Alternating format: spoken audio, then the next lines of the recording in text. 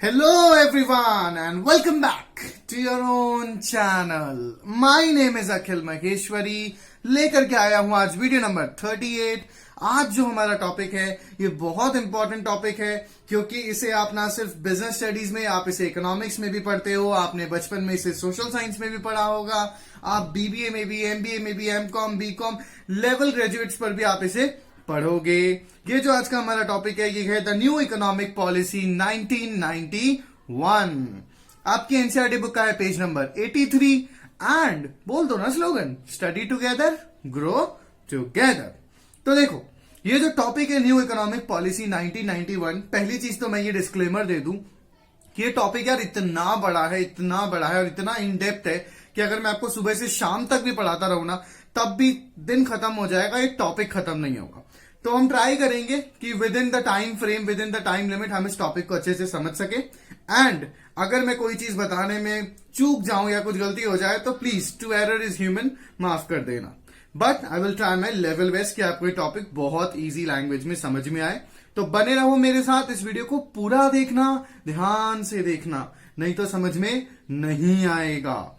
ठीक है, तो देखो न्यू इकोनॉमिक पॉलिसी 1991 क्या है कि 1991 से पहले का सिनेरियो समझो आप, इसको समझने से पहले देखो हम लोग क्या थे, हम लोग ब्रिटिश कॉलोनीज रह चुके थे।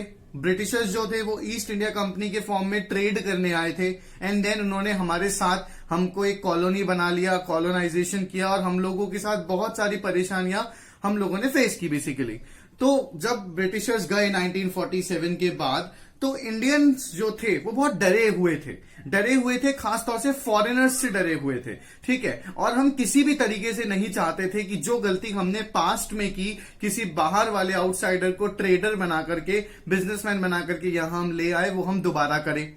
तो 1951 में आई थी industrial development regulation act, IDRA act setup हुआ था, जिसने क्या किया, बहुत सारी पॉलिसीज एंड स्कीम्स बनाए, लेट डाउन की और उसके अंदर बहुत सारे स्ट्रिक्ट रेगुलेशंस कर दिए थे। लाइसेंसिंग बहुत स्ट्रिक्ट कर दी थी कि अगर अब कोई यहां पर आने वाला था काम करने के लिए बाहर से, जो इंडियन ओरिजिन के बिजनेस नहीं थे, उन्हें बहुत स्ट्रॉन्ग रेगुलेशंस को, रूल्स एंड कस्टम्स को फॉलो करना पड़ता था।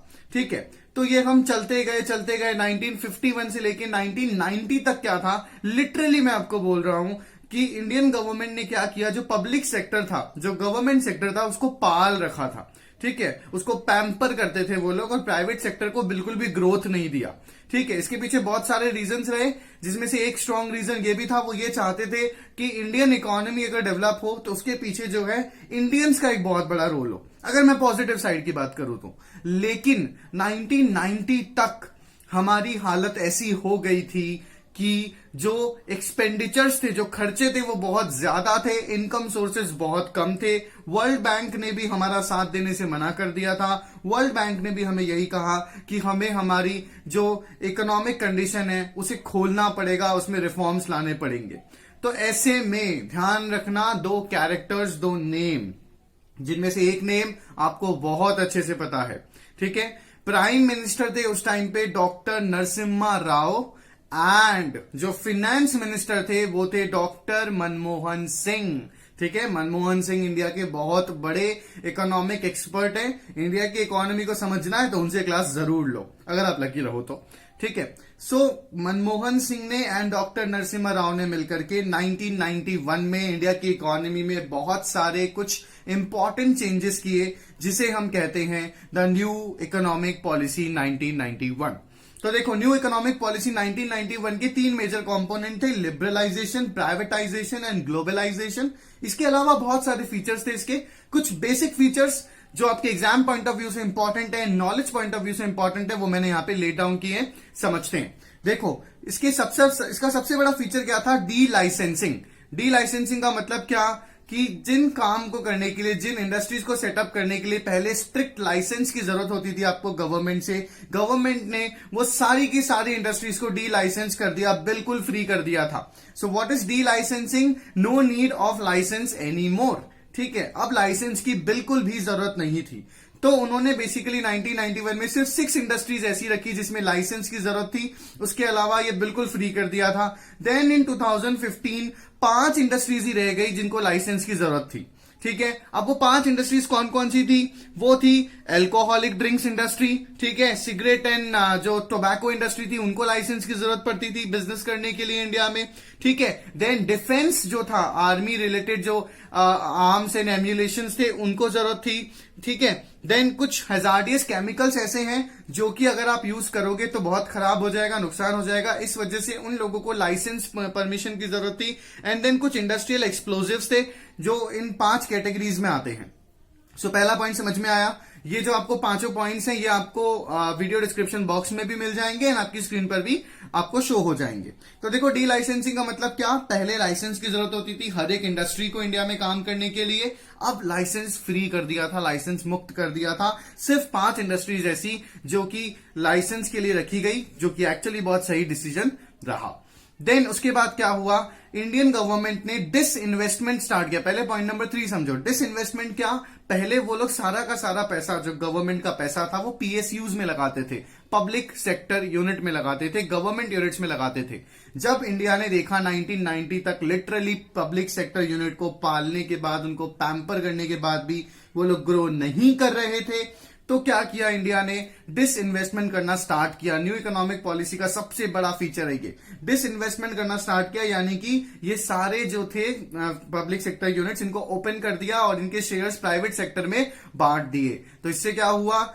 ऐसे यूनिट्स जो कभी सिर्फ और सिर्फ गवर्नमेंट चला सकती थी, ऐसे बिजनेसेस जो सिर्फ गवर्नमेंट चला सकती थी, अब वो प्राइवेट सेक्टर चला सकता था, बिल्कुल फ्री कर दिया था। सिर्फ 2 ऐसे यूनिट्स अभी हमारे पास है जो सिर्फ और सिर्फ पब्लिक सेक्टर के पास है, स्ट्रिक्ट राइट्स पब्लिक सेक्टर के पास है, जिसमें पहला है रेलवे डिपार्टमेंटल अंडरटेकिंग। आपको पता होगा रेलवे से बहुत अच्छी खासी इनकम होती है, railway is not a failure. तो रेलवे जो है वो पब्लिक सेक्टर यूनिट बना हुआ है, उसमें प्राइवेट प्लेयर का हैंड नहीं है। लाइक अगर आज मुकेश अंबानी चाहें अपनी ट्रेन चलाना तो वो नहीं चला सकते हैं, ठीक है, क्योंकि रिजर्वेशन है इसका पब्लिक सेक्टर में ही, ओनली गवर्नमेंट मोनोपोली है ये। देन दूसरा, एटॉमिक एनर्जी जो है वो सिर्फ और सिर्फ पब्लिक सेक्टर के पास है, जो कि बहुत जरूरी भी है, क्योंकि अगर एटॉमिक एनर्जी को प्राइवेट कर दिया तो हर एक बिजनेसमैन अपनी एटॉमिक एनर्जी, अपनी न्यूक्लियर बॉम्ब बनाने लग जाएगा और फिर बहुत प्रॉब्लम हो जाएगी, ठीक है। तो पहले 3 फीचर समझ में आए, डी लाइसेंसिंग होना, प्राइवेट सेक्टर का आना। प्राइवेट सेक्टर क्यों आया? बैरियर्स खोल दिए गए, लिबरलाइज हुई इकोनॉमी को फ्री किया, डिसइन्वेस्टमेंट करने लगे।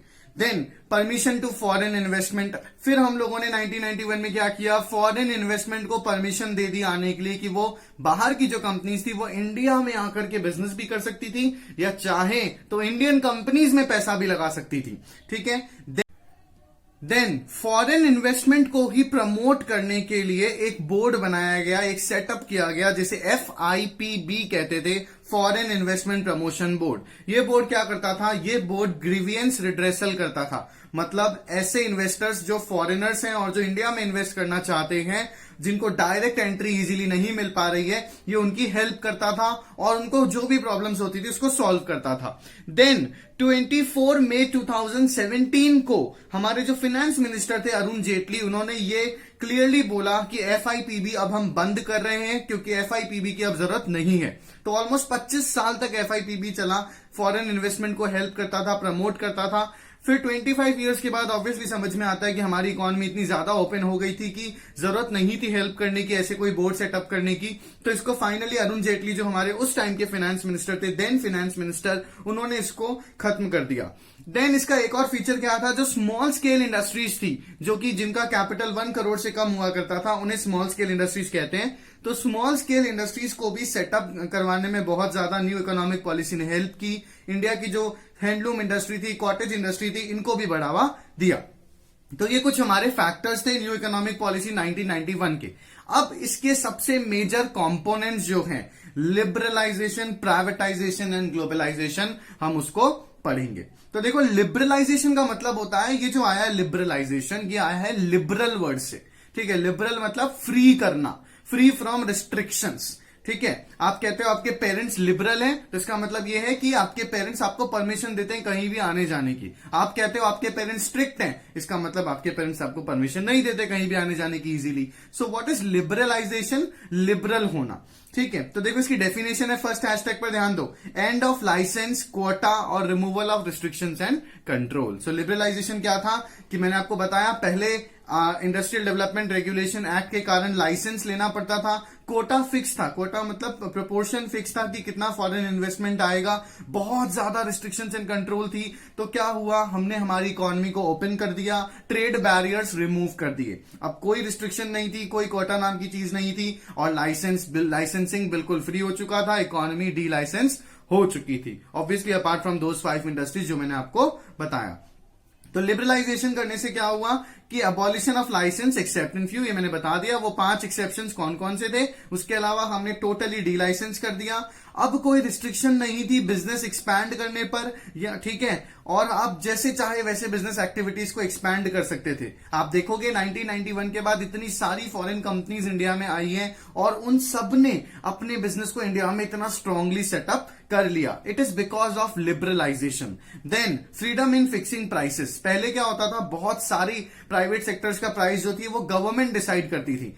अब 1991 के बाद, लिबरलाइजेशन के बाद फ्रीडम दे दी थी प्राइस फिक्स करने में, ठीक है। जैसे से फॉर एग्जांपल आज भी कुछ फिक्सिंग प्राइस पॉलिसी है गवर्नमेंट की, like when it comes to petrol का प्राइस हर दिन बदलता है और ये सिर्फ और सिर्फ गवर्नमेंट डिसाइड करती है।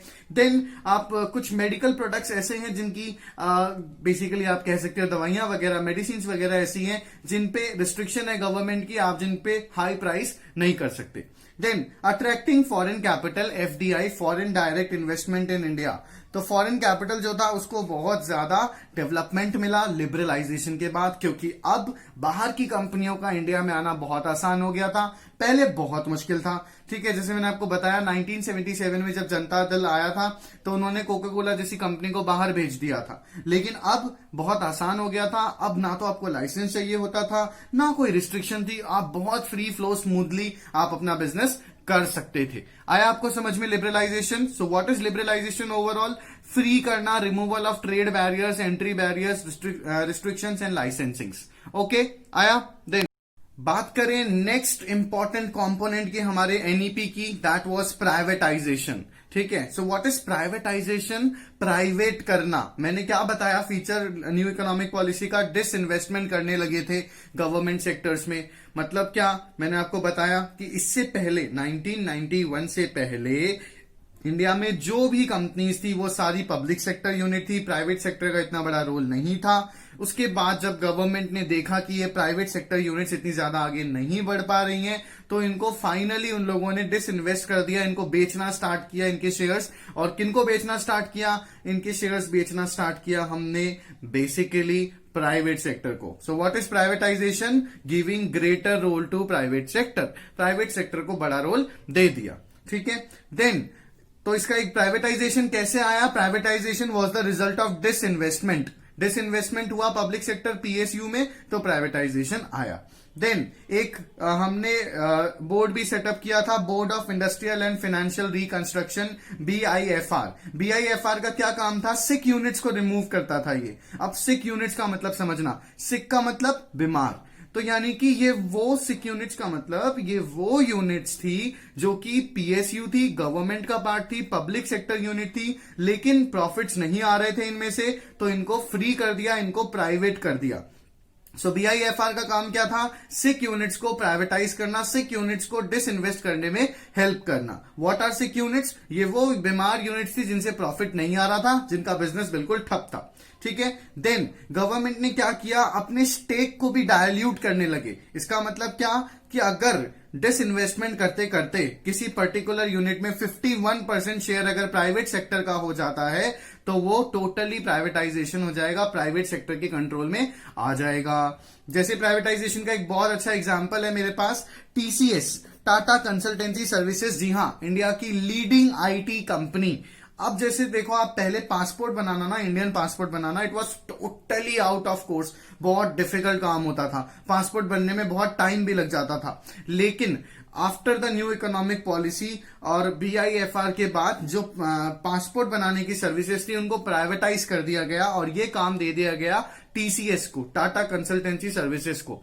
तो आज जब आप अपना पासपोर्ट बनाओगे तो आपको गवर्नमेंट ऑफिस नहीं जाना, आपको टीसीएस के ऑफिस में जाना होगा। और पासपोर्ट बनाने का काम जो है, जो प्रोसेस है, वो भी टीसीएस ने बहुत इंप्रूव कर दिया है। घर बैठे बैठे आप ऑनलाइन फॉर्म भरो, सिर्फ एक दिन वेरिफिकेशन के लिए जाना है। और कहां पासपोर्ट आने में 6-6 महीने लग जाते थे, अब सिर्फ 15 दिन में आपका पासपोर्ट आपके पास आ जाता है बिना किसी केओस एंड कंफ्यूजन्स के।